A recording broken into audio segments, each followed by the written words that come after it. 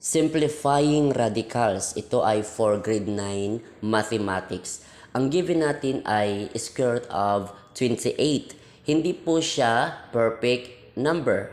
Ito ay decimal number under sa radical.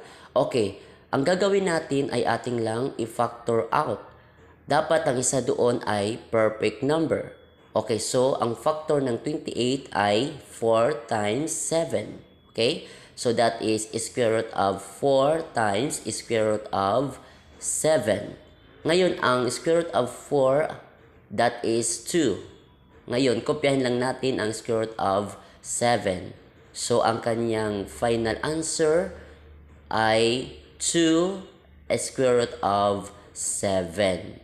Ito po ay nasa letter B. So, ito po ang answer. Thanks for watching. Please subscribe and follow for more mathematics